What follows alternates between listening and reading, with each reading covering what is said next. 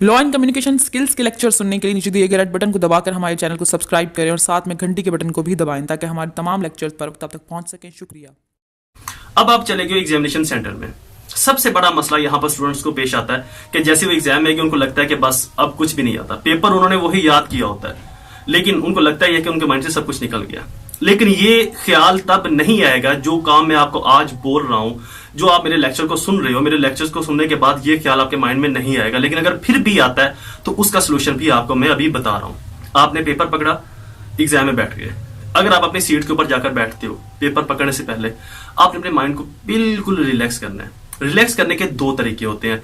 एक, किसी ऐसे शख्स के बारे में सोचा जाए जिससे आप बहुत प्यार करते हो। एक, किसी ऐसे शख्स के बारे में सोचा जाए जो आपसे बहुत प्यार करता है। ये दो एक साइकियाट्रिस्ट तरीके बताते हैं अपने माइंड को रिलैक्स करने के। मैं ये तरीका बताऊंगा कि सबसे बेहतर तरीका है कि उस वक्त आपने अपने माइंड के अंदर अल्लाह ताला की जात को सोचना है। नबी पाक सल्लल्लाहु अलैहि वसल्लम को आपने अपनी जात के अंदर सोचना है, सल्लल्लाहु अलैहि वसल्लम।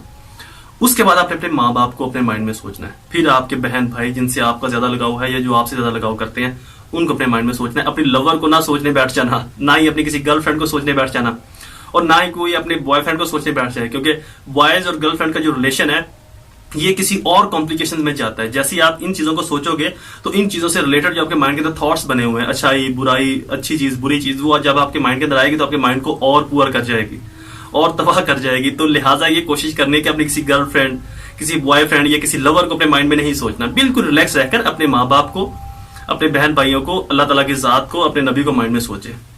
सोचने के बाद थोड़ा सा माइंड रिलैक्स होगा।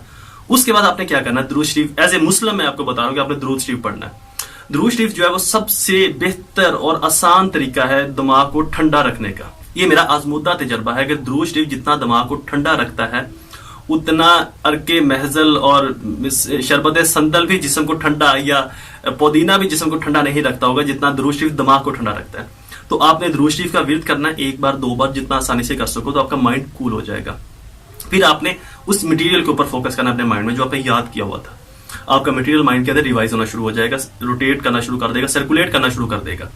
पेपर आपके पास आया, आपने अच्छे से पेपर को पढ़ना है।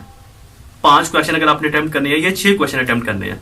प्लानिंग क्या होनी चाहिए पेपर अटेम्प्ट करने की?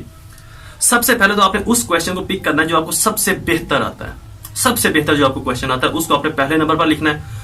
जो उससे थोड़ा सा कम बेहतर आता है उसको आपने दूसरे नंबर पर लिखना है। जो उससे थोड़ा सा कम बेहतर आता है उसको आपने 5वें नंबर पर लिखना है।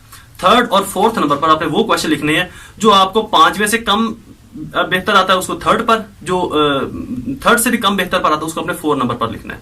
ये तरीकेकार होना चाहिए आपके लिखने का, क्योंकि first impression is last impression. पहला इंप्रेशन आपका गलत डल गया एग्जामिनर के ऊपर तो वो आपको बाकी क्वेश्चन में से भी कोई खास नंबर नहीं देगा।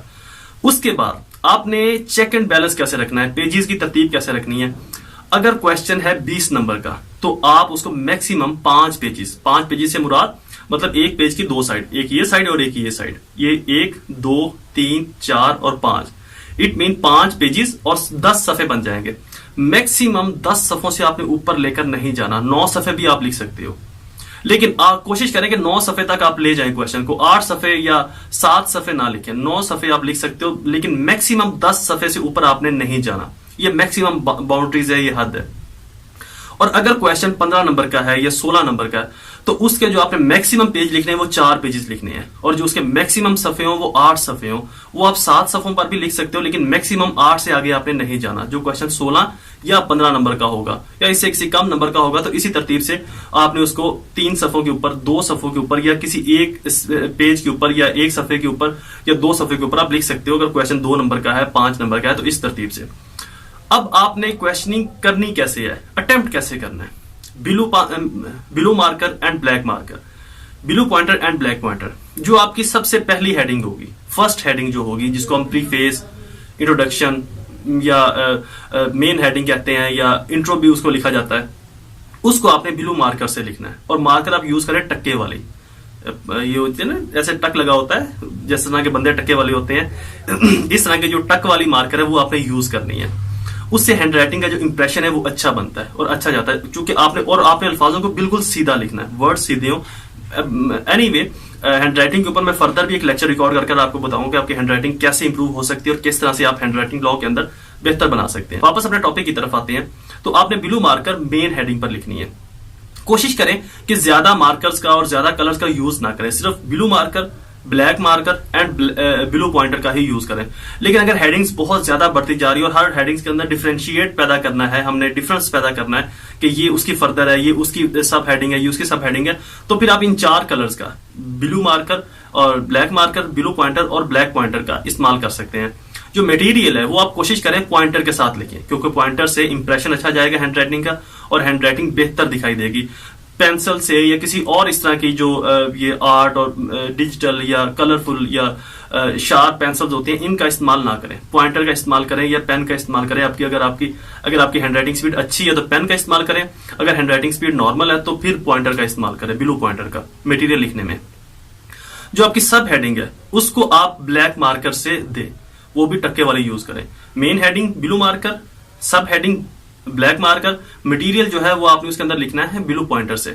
और अगर आपने कोई केस ला बीच में लिखना है या कोई आपने कॉमा लगाना है या किसी चीज को बंद करना है आपने, तो उसको जो बंद करने का तरीका है उसको ब्लैक पॉइंटर से आपने बंद करना है। ब्लैक मार्कर, ब्लू मार्कर या वही जो आप ब्लू पॉइंटर यूज कर रहे हैं उससे आपने उसको बंद नहीं करना है। मतलब ये जो किसी चीज को आपने स्पेसिफाई करना है, प्रोमिनेंट करना है, तो उसको आपने शैडो से ब्रैकेट लगाकर बंद करना है या कॉमे लगाने हैं, तो वो आप ब्लैक पॉइंटर का यूज कर सकते हो।